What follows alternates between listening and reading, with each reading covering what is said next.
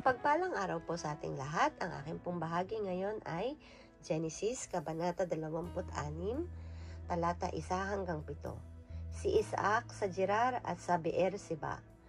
Tulad ng nangyari ng panahon ni Abraham, nagkaroon muli ng tagutom sa lupain ng Kanaan, kaya't nakarating si Isaac sa Gerar, sakop ni Abimelech na hari ng mga Pilisteo.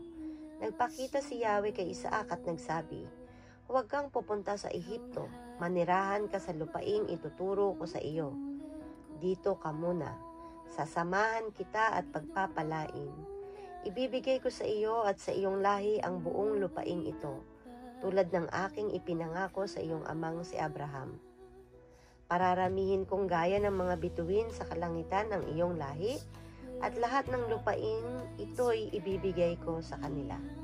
At hihilingin sa akin ng lahat ng bansa sa daigdig na sila'y pagpalain ko tulad ng ginagawa ko sa iyong lahi.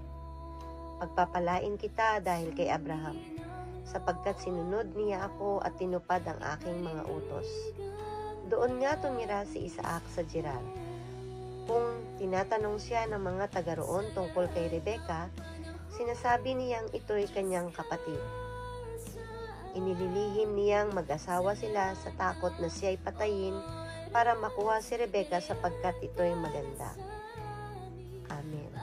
Isang magandang buhay pong muli sa ating lahat. Akin pong muling ibabahagi sa inyo ang pang-araw-araw na pag-aalay ng aking puso mula sa salita ng Diyos.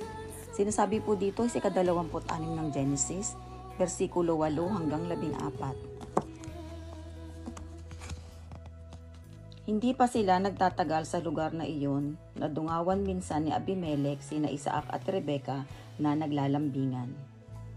Ipinatawag agad ni Abimelech si Isaac at ang sabi, "Tiyak na asawa mo ang babaeng iyon, hindi ba? Bakit ang sabi mo'y kapatid mo?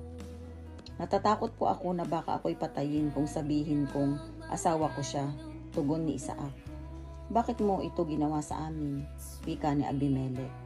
"Kung siya'y ginalaw ng isa sa mga tauhan ko, isinubo mo pa kami sa kapahamakan." At sinabi ni Abimelech sa kanyang nasasakupan, "Papatayin ang sino mang umapi sa mag-asawang ito."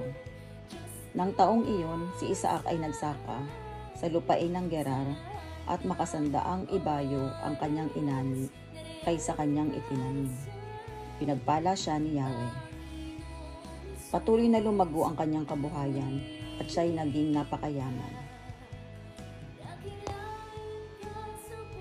Nainggit sa kanya ang mga Filisteo sapagkat marami siyang alipin at mga kawan ng tupa at baka.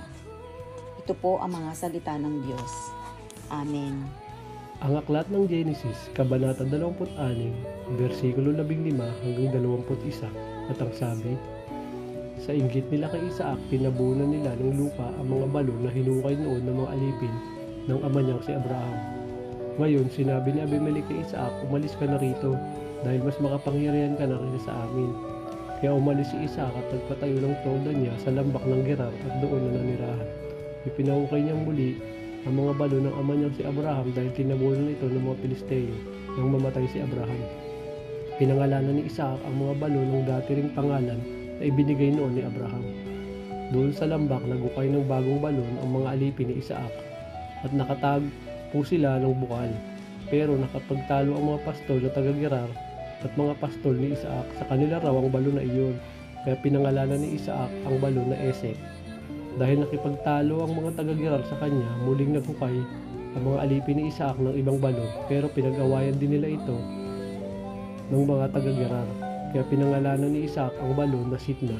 Ito ang salita ng Diyos. Amen.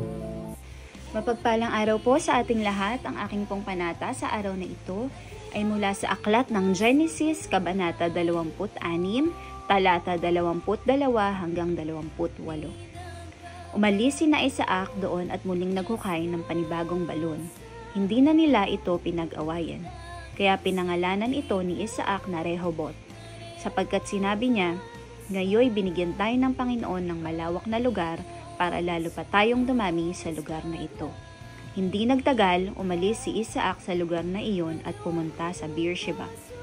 Nang gabing dumating siya, nagpakita sa kanya ang Panginoon at sinabi, "Ako ang Diyos ng iyong ama na si Abraham. Huwag kang matakot dahil kasama mo ako. Pagpapalain kita at bibigyan ng maraming lahi dahil kay Abraham na aking lingkod. Kaya gumawa ng altar si Isaac at sumamba sa Panginoon. Nagpatayo siya ng tolda sa lugar na iyon at nagpahukay ng balon sa kanyang mga alipin. Amen. Everyone, my devotion for today, Genesis chapter 26, verse 29 to 35. Hindi mo kami pipinsalaan, sapagkat hindi ka rin namin napinsala. Pinakitaan ka namin ng mabuti at hindi ka ginambala sa iyong pag-alis. Ikaw ngayon ang pinagpapala ni Yahweh. Naghanda si Isaac ng malaking salo-salo at sila'y nagkainan at nag-inuman. Kinaumagahan, sila'y nagsumpa ang magiging magkaibigan at saka mapayapang naghiwalay. Ang araw rin iyon, ibinalita ng mga alipin ni Isaac na sila'y nakahukay na ng tubig. Tinawag niyang balon ng panata. Ang balong iyon, kaya hanggang ngayon ay Beersheba ang tawag sa lungsod na itinayo roon. Nag-asawa ng mga dayuhan si Esau. 40 taong si Esau nang sila mag-asawa. Si Judith na anak ng Heteyong si Beri ang napangasawa niya. Naging asawa rin niya si Basimat, anak naman ni Edom, siya ring Heteo. Ang dalawang ito ay naging dahilan ng malaking sama ng loob ni Isaac at Rebekah Inan.